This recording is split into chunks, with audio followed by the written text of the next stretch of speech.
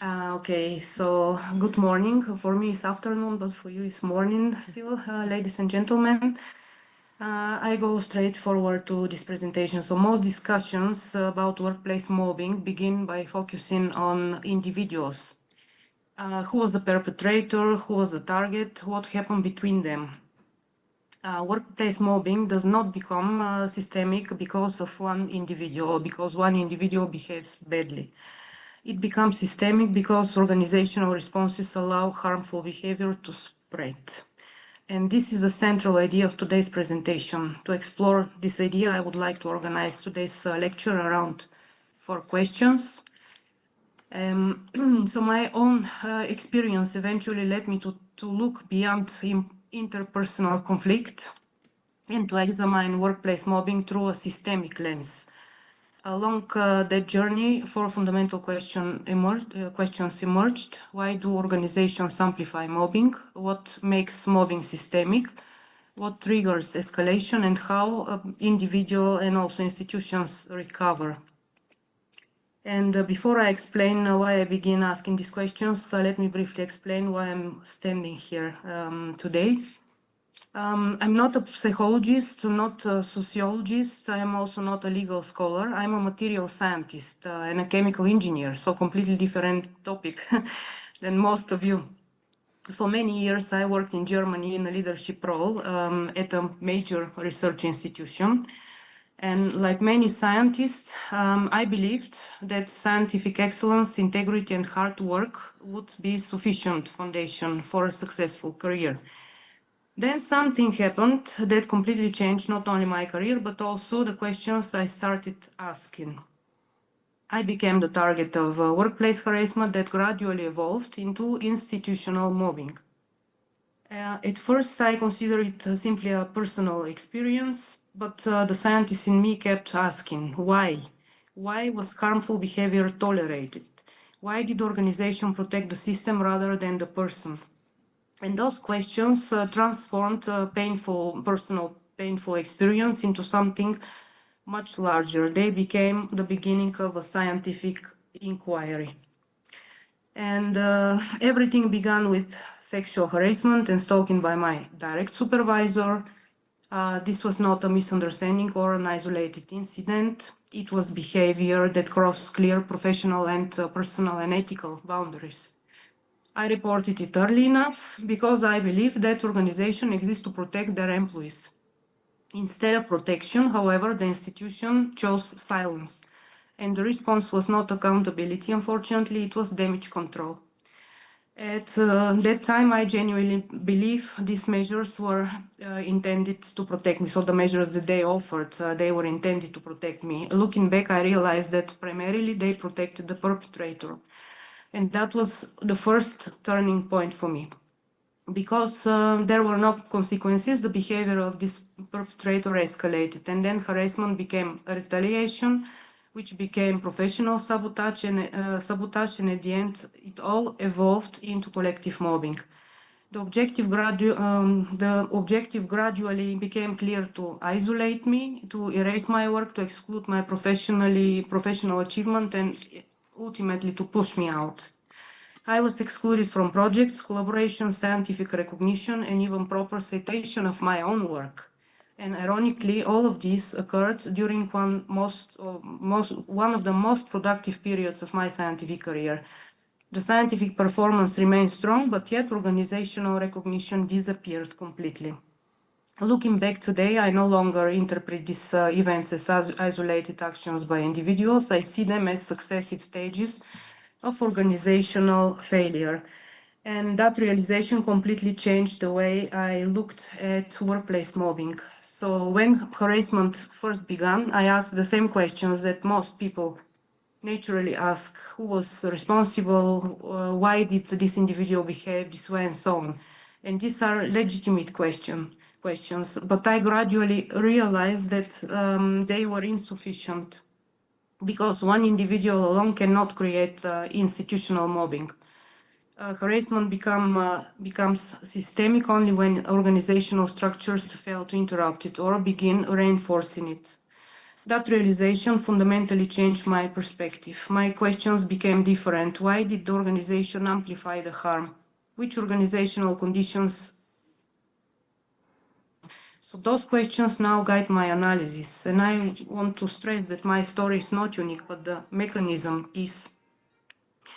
And the question is no longer only who committed the misconduct, but why the organization allowed it to escalate.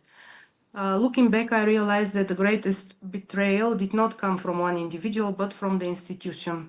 Harassment began with one individual, one person, but mobbing became possible because the organization responded with silence instead of accountability. Katarina Kleinlein describes a similar mechanism as corruption by design. Organizational structures can make protecting institutional reputation easier than protecting people. When power is concentrated and oversight is weak, cover-ups become easier than accountability.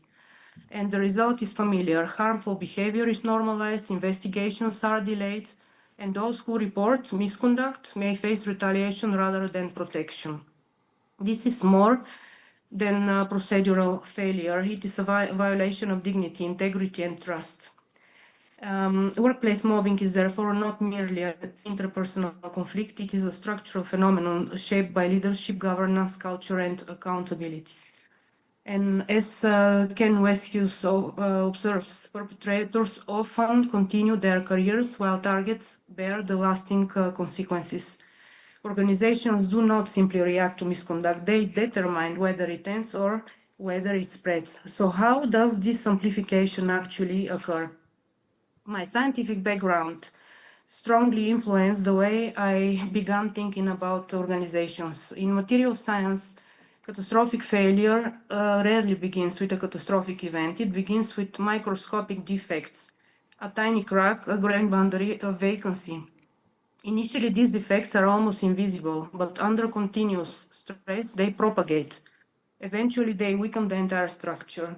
Organizations behave similarly, so remarkably similarly. Ethical failures rarely begin with institutional collapse. They begin with small warning signs. A complaint that is ignored, a conflict that is minimized, or a manager who abuses authority without consequence.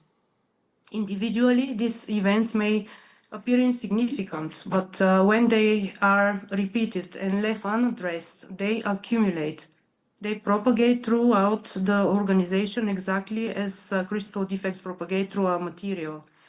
Eventually, the organization reaches a critical point where a failure becomes systemic. The problem is the organization's inability or unwillingness to interrupt defect propagation before a systemic failure occurs. This brings me to the central argument of my presentation. So everything begins with an individual act of misconduct. It can be harassment, discrimination, intimidation, abuse of authority. At this stage, the damage is still limited. The critical question is not what happened, but how the organization responds. And this is what I call the organizational decision point. From this moment, two very different paths are possible. If leadership investigates, protects all affected persons, and ensures accountability, the incident remains isolated, and trust can be restored and organization becomes stronger. But if the organization chooses silence or denial, the message is equally clear. This behavior is allowed, is tolerated. Silence becomes normalization and colleagues become passive bystanders. Yes, silence is never neutral. It becomes part of the mechanism, and the behavior spreads, and what began as individual misconduct evolves into organizational behavior. So escalation is not irreversible. Organization either create it or prevent it through their own decisions. But how does the escalation unfold? Let's investigate now this aspect. Harassment, aggression, and mobbing are not isolated events. They are different stages of one escalating process. Mobbing is more than bullying. Bullying is reinforced by organizational power gives mobbing. It becomes collective, it's persistent and systemic. Unlike an isolated conflict, it unfolds over months or even years, gradually eroding health, confidence, professional identity, and career opportunities. Ken Westhuse reminds us that targets are often chosen not because they perform poorly, but because they excel. Those who stand out, challenge existing hierarchies, or refuse to conform may be perceived as threats. And the tactics are strikingly similar across organizations: gossips, isolation, sabotage, public humiliation.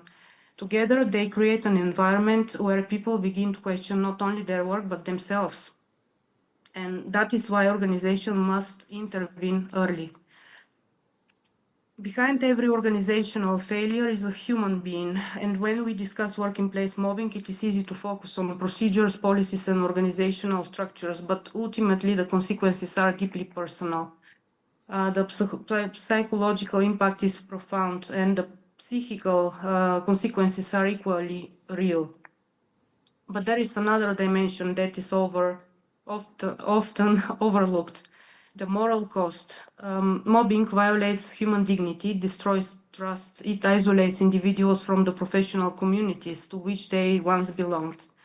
This is why workplace abuse cannot be viewed simply as a private conflict between individuals.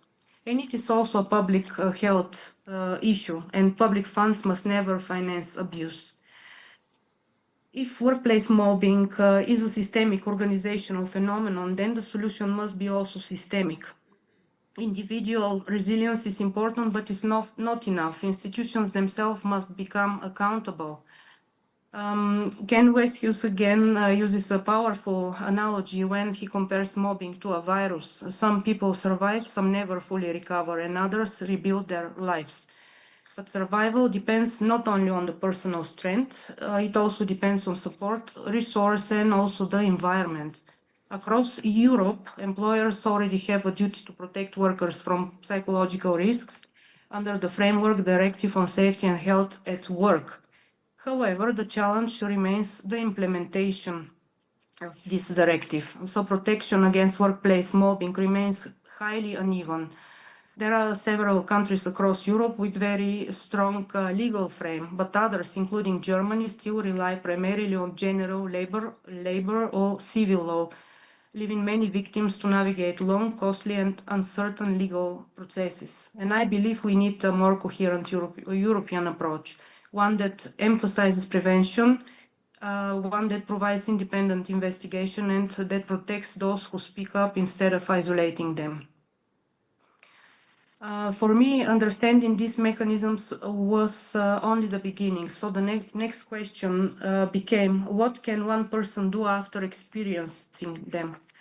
And my recovery did not begin when the mobbing ended. My recovery began when I decided that my experience should have a purpose beyond my own case. Over time, people began contacting me. They shared their stories, they asked for advice. Some simply wanted someone who would listen and believe them. Those conversations convinced me that individual healing is important, but systemic change is essential. I also realized that Germany still lacks a dedicated anti-mobbing law, and that realization motivated me to become involved in advocacy. But advocacy was only one part of the journey. Recovery also required rebuilding myself. And people often ask me what helped me recover. There was no single turning point. Recovery was built through many small, deliberate decisions. I approached it almost as I would approach a complex scientific project. I developed a strategy, I established milestones, focused also on one achievable task each day.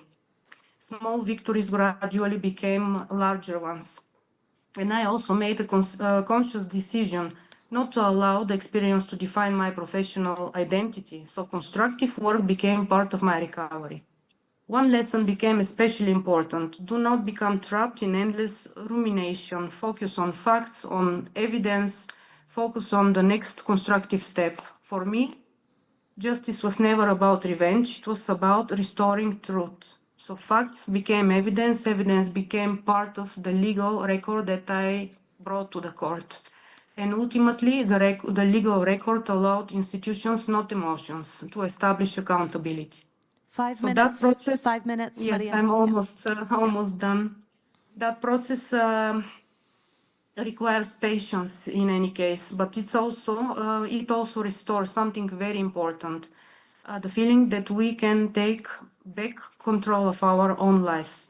So my own journey is just one example. Ultimately, the question is what all of us can do together. And I believe the way forward begins with 4 simple principles. Speak up, support each other, demand accountability, build safe, respectful, and ethical workplaces and learning spaces. And therefore, conferences like this reminds us that preventing workplace mobbing is a shared responsibility. We all have a role in building institutions where misconduct is addressed early, people are protected, and ethical leadership becomes the norm rather than the exception. With this, I would like to thank Kingsley and Ken and also the other organizers of the conference for creating a space where conversations like this can take place. And I would like also to thank all of you for your attention, because listening is more than courtesy, it is act of solidarity. Every time we choose to listen, to question harmful systems, and to support those who speak up, we weaken the silence that allows abuse to persist. An organization cannot always prevent misconduct, but then they can decide whether it ends with one incident or becomes systemic. And because that is a choice, it can be changed. Thank you very much.